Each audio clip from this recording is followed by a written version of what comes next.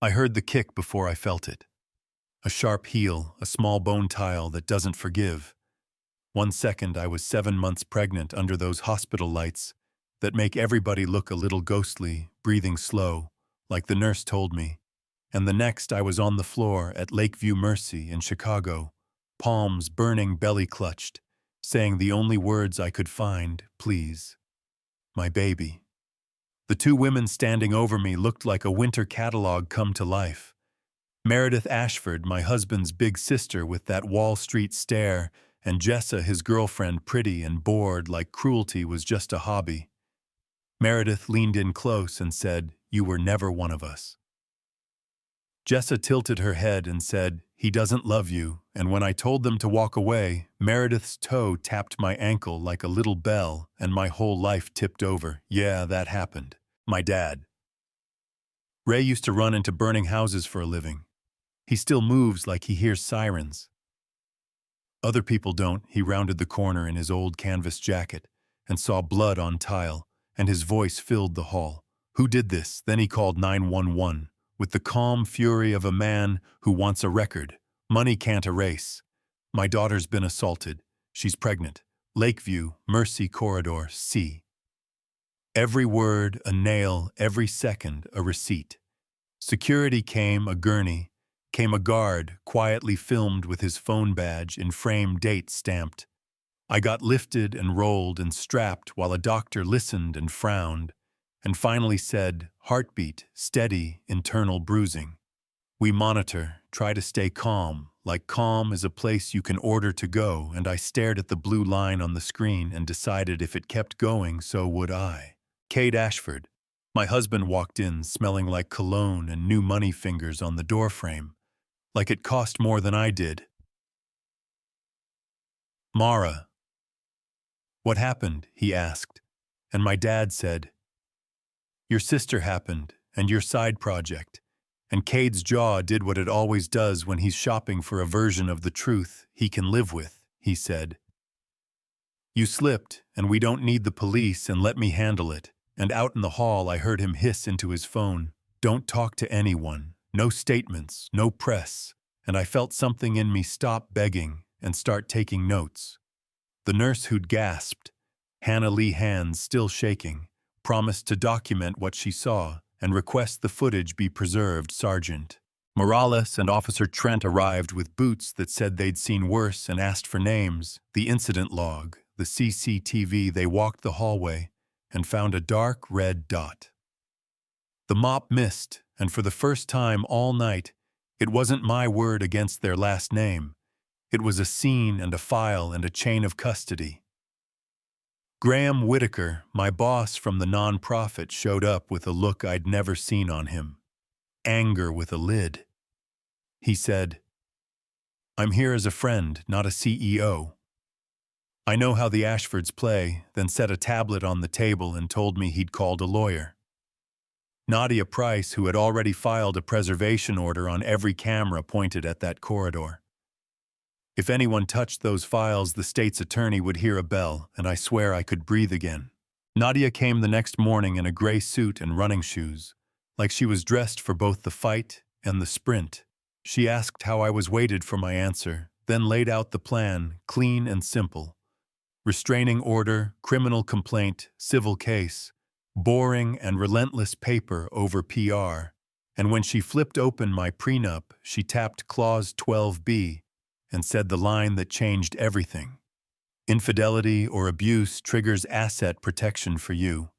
They drafted this to look generous. They accidentally gave you leverage. And I sat there thinking about every bouquet that showed up after every lie and realized I wasn't crazy, so I was early. Chicago woke up fast. Headlines before Coffee Air's wife injured in hospital. Altercation, inside source confirms. Security footage. Ashford. Dynamics lost 8 points by lunch, and Meredith still floated into a Fairmont gala that night.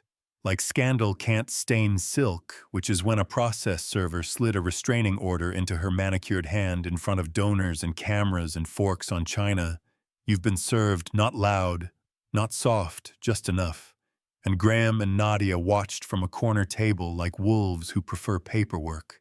The Ashfords did what families allergic to daylight always do. They tried to make the tape disappear. Cade took an envelope to an IT guy named Evan in the hospital basement because he thought rules are something you persuade. But Nadia had set a tripwire in that preservation order, and when Evan tried to override it, the screen lit up like a crime scene, and the state's attorney got a ping, and Cade got a text from a number he didn't know that said, "Nice try, see you," and I didn't hear about it till later.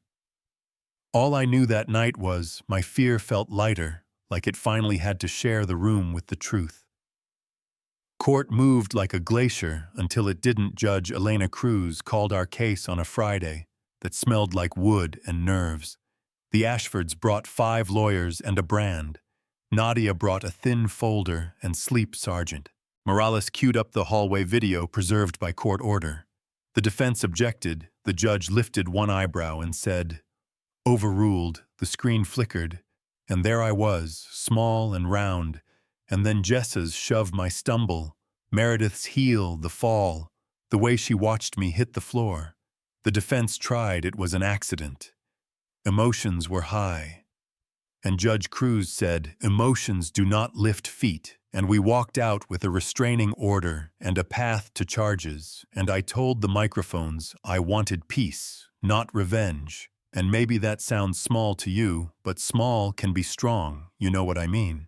The twist came a week later when the judge asked if Jessa wanted to testify. Her lawyer shook his head. She stood anyway and said she kicked her, and she told the room. Meredith told Cade to get rid of the video, and I didn't stop them, and I'm sorry. And it felt like you could hear the truth land like a heavy book on a table, and then Nadia pulled one more surprise Exhibit 17 from a camera none of us knew existed above the vending machines, closer, clearer intent, written on a shoe.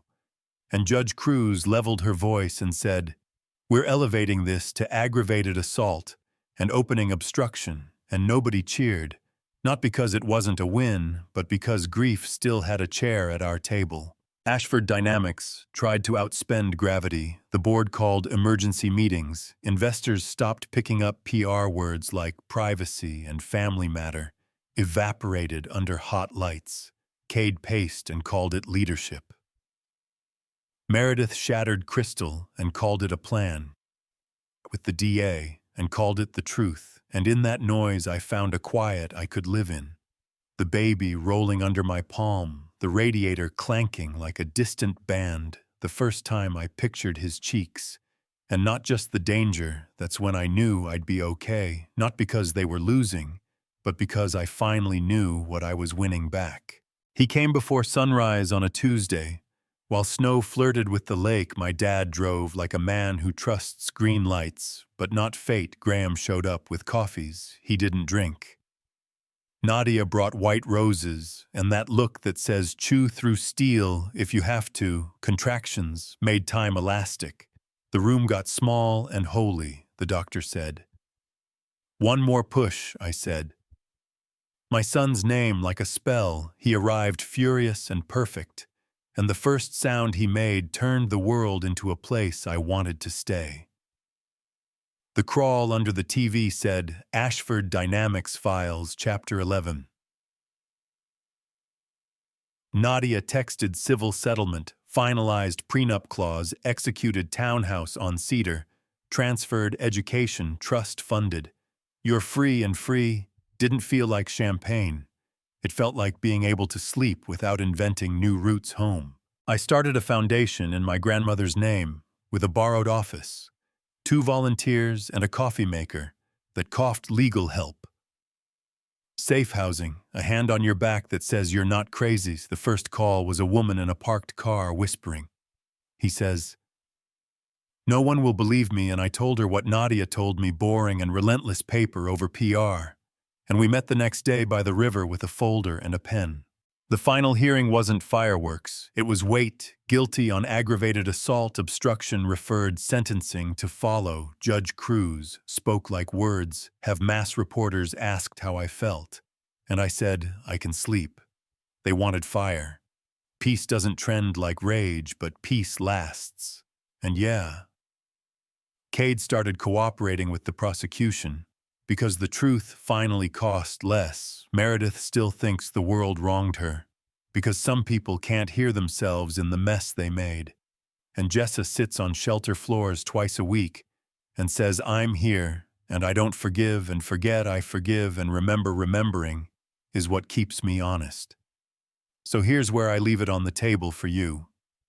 What does justice look like when money and image have been lying so long? They forgot the sound of the truth. Is it the gavel and the headline and handcuffs? Or is it a woman holding her son under a cheap apartment window and finally breathing with her whole ribs should someone like Jessa get grace for telling the truth late? Or is late just late if a man like Cade spends years protecting a crest and then hands over the files when the tide shifts? Is that redemption? Or just math, you know what I mean? If this hit you in a place you recognize, tell me where you're watching from, and what justice should look like in a story like this. Would you have thrown the book and slept better? Or asked for service over spectacle the way I did? Have you seen money try to rewrite truth? Did anyone ever hand your voice back when you thought you'd lost it? Drop your take in the comments. Be real. Be kind. Share this with someone who needs a steady hand tonight. And if you want more stories where paper beats PR and people like us win without becoming what hurt us, hit subscribe, stay safe, stay loud. I hope you sleep.